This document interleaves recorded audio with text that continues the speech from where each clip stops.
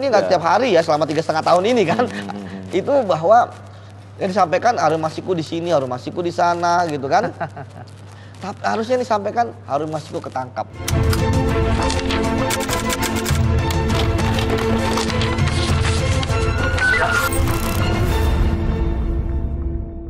Bismillahirrahmanirrahim. Assalamualaikum warahmatullahi wabarakatuh. Salam integritas, anti korupsi. Alhamdulillah, kali ini bincang-bincangnya di luar dari tempat rekaman biasanya, dan bersama dengan Yudi Purnomo Harahap. Apa kabar, Yud? Alhamdulillah baik, Bang. Semoga suaranya bagus nih, Yud. Ya, betul, Bang. Begitu juga dengan suara-suara yang sedang dibahas hari ini. Dan suara kebenaran. Itu yang nggak bisa dipatahkan, Bang. Hari ini kita mendengar ya perbincangan di banyak media terkait dengan Harun Masiku. Saya nggak bosan-bosan mendengar 3 tahun terakhir ini, Yud. 3 tahun terakhir ini bicara terkait dengan Harun Masiku diulangi. Padahal saya kok melihatnya banyak kejanggalan dalam diskusi-diskusi perbincangan soal ini. Kalau melihat dari pimpinan KPK kan beberapa kali mengatakan bahwa Harun Masiku ada di luar negeri. Ya. Ternyata 2 hari yang lalu ya dipatahkan ya. Dan disampaikan oleh Kadif Hub Inter Irjen Krisnamurti, disampaikan bahwa dia ada di Indonesia. Gimana, Yud? Ya, memang mungkin pendengar atau pemirsa ya belum awam ya tentang apa sih data lintasan imigrasi itu ya.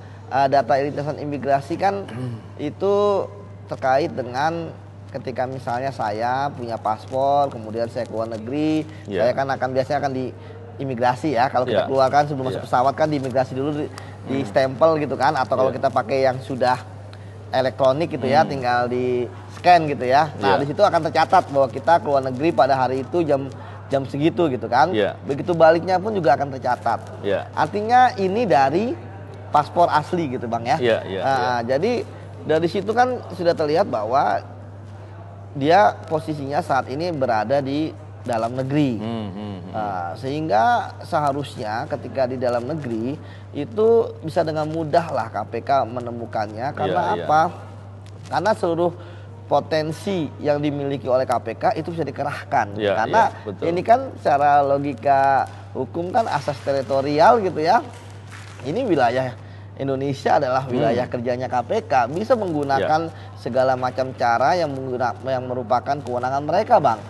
Mulai dari penggeledahan tempat yang diduga persembunyian, ya kan, kemudian memeriksa orang-orang yang diduga terlibat, gitu kan. Bahkan nggak ada penggeledahan kayaknya, Yud. Ya, harusnya itu disampaikan kepada publik ya, gitu kan, proses-proses yang dilakukan oleh KPK.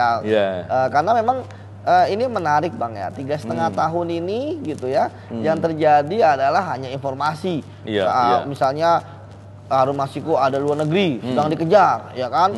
Kemudian narasi-narasi bahwa pengejaran terhadap Harun Masiku tidak akan pernah berhenti, gitu kan. Dan kemarin terbaru mengatakan bahwa Harun Masiku ada di luar negeri. Jikapun ada di luar negeri gitu kan, maka ini jadi pertanyaan, ya kan, gimana cara dia ke luar negeri, ya kan, ketika paspor resminya aja mengatakan dia berada di Indonesia. Maka kemungkinan ada 2 kemungkinan ya, bahwa Harun Masiku itu ke luar negeri pakai paspor palsu, gitu kan, paspor siapalah dipakai oleh dia gitu kan. Tapi kan ya seharusnya ya ini nggak terjadi ya kan. Di kita udah canggih ya, kita punya iris gitu kan, kita punya sidik jari, dan yang paling penting kan dia sudah punya paspor atas nama dia. Ketika luar negeri atas nama orang lain kan, kalau pakai jalur resmi pakai paspor palsu kan, dengan paspor palsu itu akan terdeteksi gitu kan. Atau normalnya yang kedua, ketika keluar paling enggak cek sidik jari akan kelihatan kan ya. Iya, akan kelihatan bahwa dia punya paspor yang berbeda dengan yang itu kan.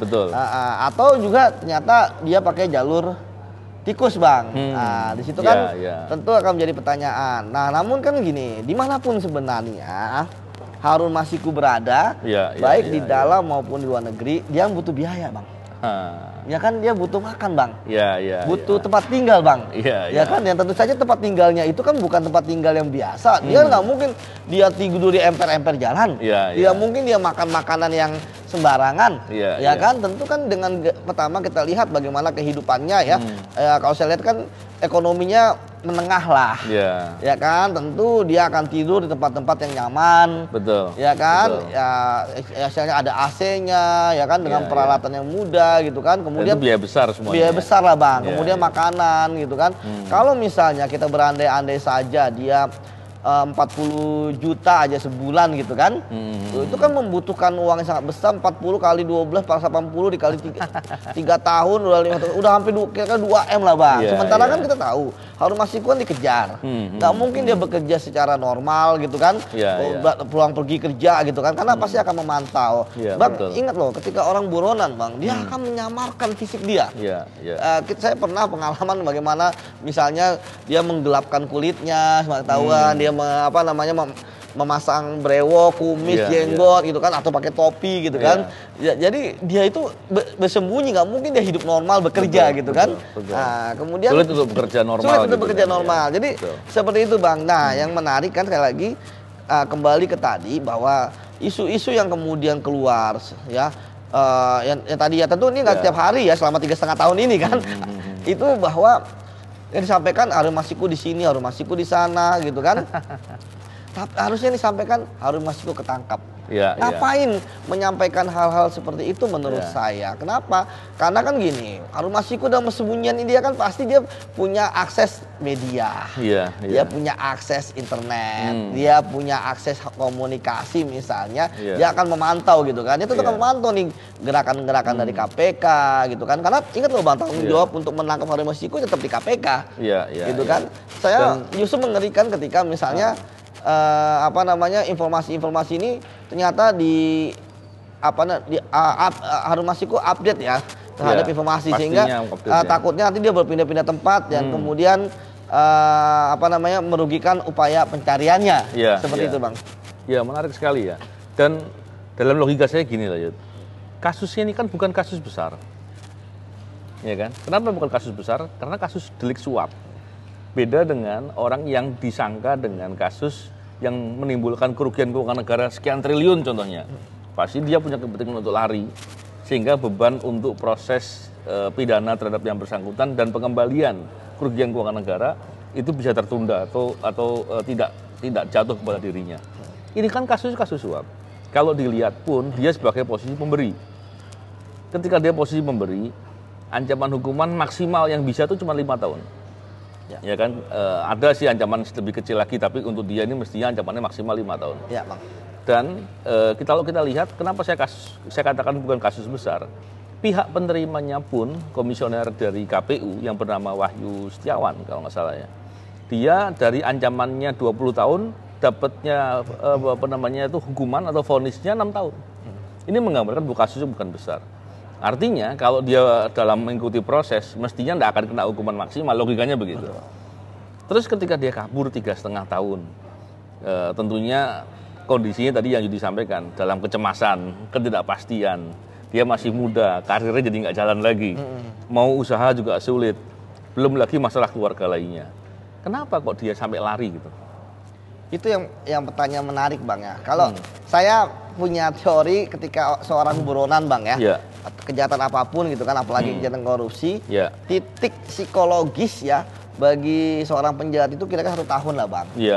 Kan, karena apa? Karena kan mungkin selama setahun itu dia mau berpikir mengenai dia tidak mau untuk kena hukuman, ya kan, takut dihukum berat, shock gitu kan bang. Tapi kalau ini kan ini sudah di luar nalar ketika lebih dari 3 tahun bahkan 3,5 tahun gitu ya. Bahwa benar yang dikatakan oleh abang kan bisa kembali normal. Sekarang kita bahas bang analisis dari teknis hukum. Andai kan dia datang gitu kan, kemudian dia tidak mau mengaku, ya kan, dia tidak mau tanda tangan BAP, dia ini sebagainya, diponis, dia paling ekstrim gitu kan, diponis, dia sekarang udah bebas gitu kan Bang? Iya, betul. Karena dia dapat pembebasan bersyarat, dia dapat remisi karena tadi dengan kelakuan dia tidak mau bicara pun, tidak mau kooperatif dengan penyidik gitu ya. Ya, dia tetap dapat seperti itu gitu. Karena kan sekarang kan nggak perlu dirubah ya. Karena PP-nya kan dicabut gitu kan, PP 99 tahun 2012 sehingga narapidana korupsi mau itu justice collaborator ataupun tidak bisa mendapatkan itu gitu kan. Artinya tadi dia itu kemudian ya hukumannya kan tadi kan taruhlah 2 tahun 3 tahun sudah bebas, dia sudah bisa kembali normal dan dia bisa nyalek juga gitu kan ketika misalnya dia sudah 5 tahun hukuman itu, artinya masa depannya masih cerah kalau dia ingin jadi politisi. Ingat loh Bang, bahwa dia menyuap supaya dia menjadi anggota DPR, artinya menjadi politisi. Sekarang tuh ruangannya terbuka, gitu kan? Bahwa ikut pula. Ayo udah makanya bisa ikut, makanya udahlah Harun Masiku gitu kan, apalagi dicari gitu kan, bahwa udah nggak ada lagi hal yang membuat Anda takut. Kalau Anda takut terhadap hukuman Bang ya, kalau ketakutnya terhadap hukuman nih, ya kan? Saya nggak tahu kalau yang lain gitu kan. Kalau takutnya terhadap hukuman, udah nggak ada lagi. Lu jalani hukuman, ya kan? Setelah menyerahkan diri, kemudian bebas bisa menjalani hidup. Mau jadi politisi lagi kalau memang itu soalnya dia menjadi politisi, chemistry-nya dia bisa lagi. Nggak bisa lagi, udah itu, bisa gitu kan, bisa lagi dia mencalekkan di daerah mana gitu kan. Ternyata mungkin dia bercerita tentang pengalaman dia, mungkin masyarakat simpati misalnya, ya itu bisa jadi dipilih lagi karena ada kesempatan. Seperti itu Bang. Bicara soal takut itu atau pihak yang ketakutan atas sesuatu. Di perkara ini pun sebenarnya di awal juga ada upaya menakut-nakuti penyidik atau pihak petugas KPK. Kita tentunya masih ingat bahwa proses penangkapan OTT-nya terkait dengan kasus ini, itu kan ada oknum tertentu, oknum penegak hukum bahkan, yang sempat berupaya untuk mengganggu petugas KPK yang sedang melakukan OTT. Dan kemudian proses ini juga saya yakin ada nuansa-nuansa yang nggak normal ya. Di situ kemudian di beberapa kesempatan saya katakan bahwa saya nggak yakin pimpinan KPK akan melakukan penangkapan terhadap Harun Masiku. Sekarang kalau dari logikanya Yudi yang ahli intelijen, Yudi kan ahli intelijen, selain penyidik juga ahli intelijen. Kalau seandainya dalam posisi Harun Masiku nih, tadi kalau logikanya memang mestinya nggak masuk akal kalau dia sembunyi. Kalau dia kemudian takut ada seniornya atau ada temannya atau atasannya yang dikhawatirkan terlibat, dan kemudian dia sedikit merasa takut atas hal itu, takut bisa jadi ditakut-takuti atau takut karena dirinya sendiri kan, mestinya apa yang dia buat?